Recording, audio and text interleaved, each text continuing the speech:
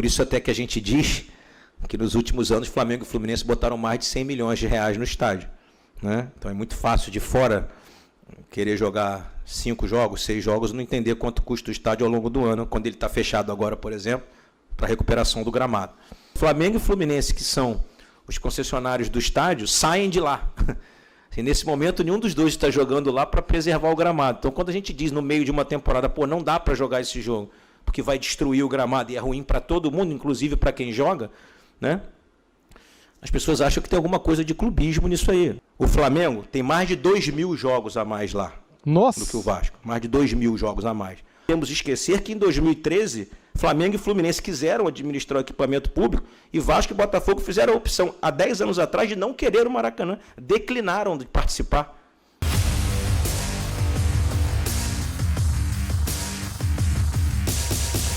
Salve, nação! Saudações rubro-negras! O vídeo está imperdível. Eu admito e tenho que tirar o chapéu aqui para o presidente do Fluminense, o Mário Bittencourt. Ele deu aula, galera. O assunto aqui é concessão do Maracanã. Quem tem a concessão do Maracanã são eles, né? Flamengo e Fluminense. Então, o Mário Bittencourt, ele soltou os cachorros aqui para cima do Vasco, do Botafogo, desses times aí, cara, que querem mandar no Maracanã. Assista o vídeo até o final, deixa o like, se inscreva aqui no nosso canal e ative o sininho. E o vídeo é o seguinte, hein? É sem clubismo nenhum.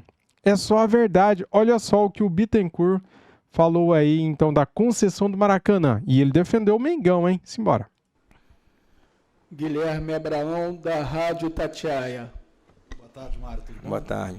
Voltando à questão de estádio, agora falando do Maracanã, na semana passada o ex-presidente do Vasco, Jorge Salgado, ele garantiu que a proposta do Vasco seria maior do que a da dupla Fla-Flu para concessão temporária que hoje vocês têm. Como é que o Flamengo e o Fluminense estão lidando com essa situação dessa concessão temporária e o quanto o Fluminense é dependente dessas receitas do Maracanã para um futuro, caso perca essa concessão junto com o Flamengo? Bom, vamos lá. Primeiramente, eu gosto muito do Jorge Salgado, é um amigo que eu fiz no futebol, é uma grande figura, um cara, um gentleman, um cara muito elegante, muito bacana mesmo, é uma das grandes pessoas que eu conheci no futebol. Ele é ex-presidente do Vasco, ele falou a parte da proposta que interessa ao Vasco. A proposta não engloba só questão financeira, a proposta ela engloba questões financeiras e questões técnicas. Flamengo e Fluminense estão muito seguros da proposta que fizeram, né? Isso vai ser decidido por uma comissão do governo, e a gente acredita que tem totais condições ou enormes condições de ficar no Maracanã, porque a nossa proposta do ponto de vista global ela é muito mais factível do que a proposta do Vasco. Então é isso, assim. Mas, enfim, o Vasco tem a luta pelos direitos dele e a gente pelos nossos. Com relação às receitas do Maracanã, sim, elas são receitas importantes para todos nós que jogamos lá, né, mas elas não dizem respeito à sobrevivência diária do Fluminense, do fluxo de caixa do Fluminense, né? O que o Fluminense tem de receita de Maracanã que vai para o seu caixa é a bilheteria, que é o sócio-torcedor, o match day. As receitas do estádio são para a manutenção do estádio. Por isso até que a gente diz que nos últimos anos Flamengo e Fluminense botaram mais de 100 milhões de reais no estádio, né? Então é muito fácil de fora querer jogar 5 jogos, 6 jogos, não entender quanto custa o estádio ao longo do ano, quando ele está fechado agora, por exemplo, para a recuperação do gramado. Então, assim, ninguém hoje no Brasil tem a expertise de Flamengo e Fluminense para gerir o estádio como Maracanã, porque a gente está lá, 10 anos, desde 2013. Então é isso, assim, não é uma coisa que a gente trabalha muito bem trabalhado aqui dentro, enfim, nossa proposta está entregue, existem impugnações dos dois lados, e a gente tem muita confiança de que a gente vai, enfim, ficar no estádio por mais muitos anos, e aí sim com regras bem definidas, como eu já disse várias vezes, os outros clubes do Rio de Janeiro, desde que seguindo o cronograma de quem faz a gestão do estádio, poderão jogar lá alguns dos seus jogos, pagando para jogar e etc. Isso é uma coisa que a gente já discutiu várias vezes, fica se querendo criar uma guerra, não você não, tá? Pelo amor de Deus. Fica criando uma guerra sobre esse assunto. Esse assunto é um assunto técnico, assim. Jamais foi negado por motivos clubísticos, e sim por motivos técnicos. A prova que a gente teve foi no final do ano. Assim, às vezes em que se deixou a grama descansar, e o que eu sempre disse foi isso: Flamengo e Fluminense, que são os concessionários do estádio, saem de lá. Assim, nesse momento, nenhum dos dois está jogando lá para preservar o gramado. Então, quando a gente diz no meio de uma temporada, pô, não dá para jogar esse jogo, porque vai destruir o gramado e é ruim para todo mundo, inclusive para quem joga, né? As pessoas acham que tem alguma coisa de clubismo nisso aí. O Fluminense tirou 2 jogos da pré-Libertadores de 2022. Jogou um em São Januário e um no Engenhão em 2022 para preservar o gramado. Então, assim, ao longo do ano passado, nós tiramos no meio do caminho, entendeu?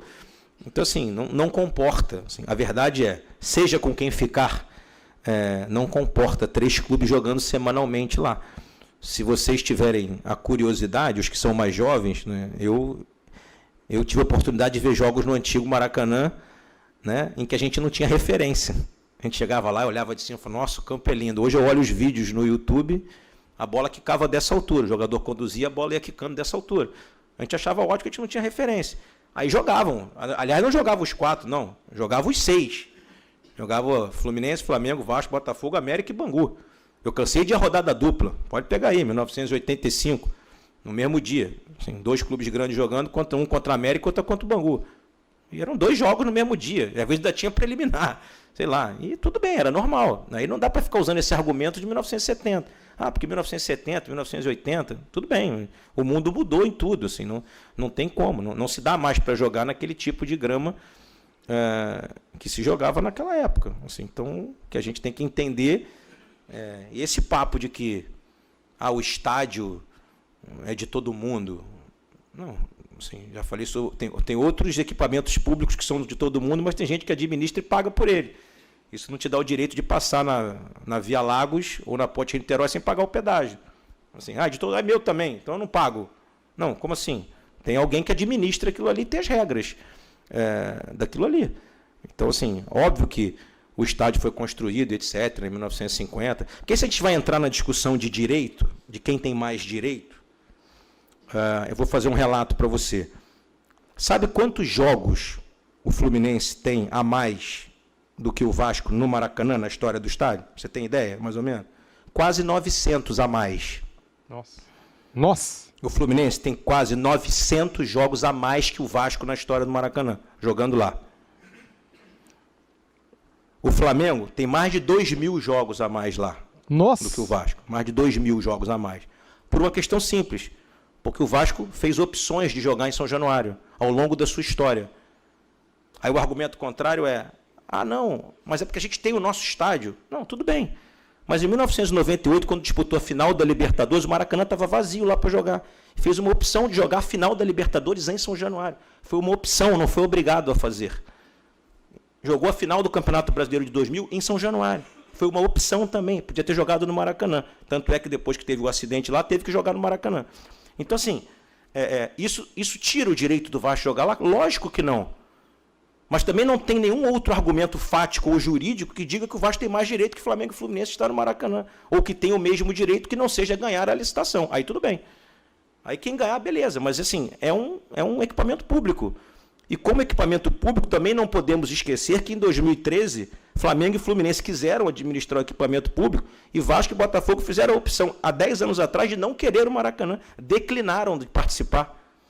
Então, assim, é muito curioso isso, porque assim, a gente pega a história do estádio desde 1950 e parece que sempre foi um estádio super assim, sempre quiseram o estádio. Não é verdade. Assim. Optaram diversas vezes em não jogar no estádio. E a gente sempre jogou no estádio. O Flamengo sempre quis jogar no estádio. A gente sempre quis estar ali.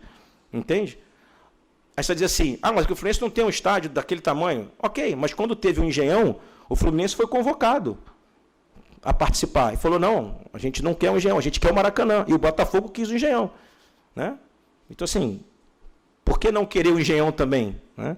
Ele foi super mal interpretado aí, numa entrevista que eu dei, né?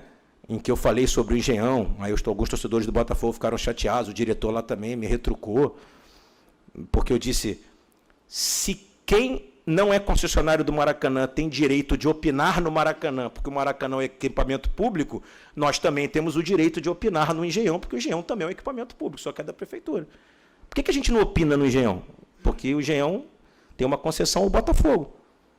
Aí eu falei sobre o campo sintético na época, disseram que eu estava querendo me meter no campo Botafogo. Eu falei, não é isso, eu estou dizendo o seguinte, se Vasco e Botafogo têm o direito de meter o dedo na administração de Fluminense e Flamengo no Maracanã, ganhando liminar, jogando com campo ruim, destruindo o campo, ficando tudo cheio de lama, a gente também tem o direito de querer ir lá e dizer assim, a gente não quer jogar no campo sintético no Engenhão, porque é um equipamento público, você não podia ter tirado a grama de lá.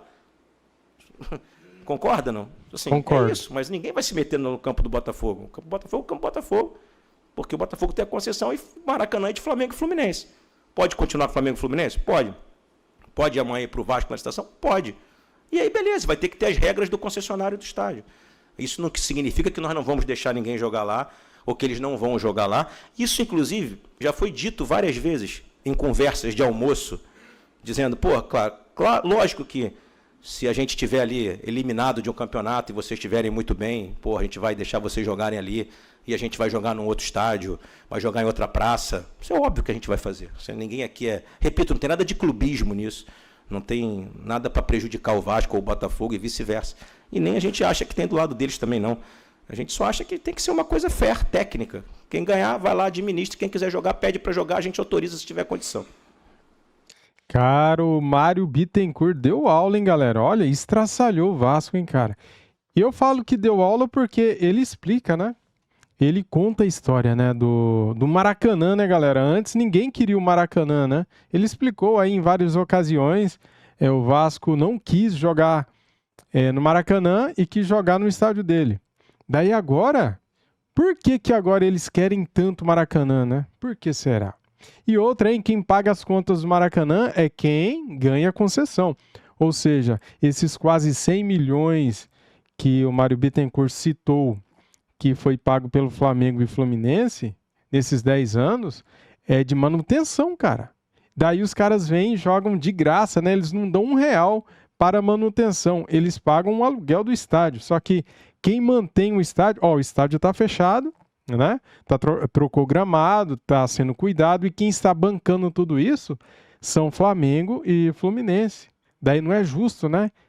Os caras vir e querer jogar, estragar o gramado, né? A gente viu no ano passado que em certa ocasião, depois de um jogo do Vasco, a grama virou um pasto. Tava cheio de lama, de barro, né? Ali no gol, tal. Destruíram o gramado. O estádio não comporta, nenhum estádio comporta 3 times, né?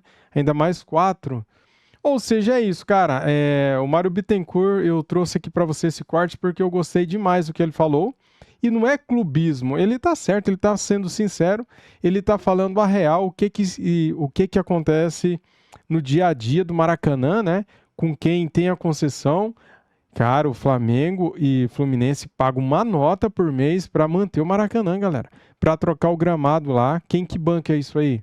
São os dois. Por isso que eu quis trazer aqui para você este corte da entrevista do Mário Bittencourt. Porque, cara, este corte tá fantástico, tá muito bom, tá muito bem explicado. E é isso aí, para você entender como que funcionam as coisas no Rio de Janeiro, né? Há interesses do Maracanã, só que na hora de pagar as contas, quem pagam? Flamengo e Fluminense. Tá de brincadeira, né?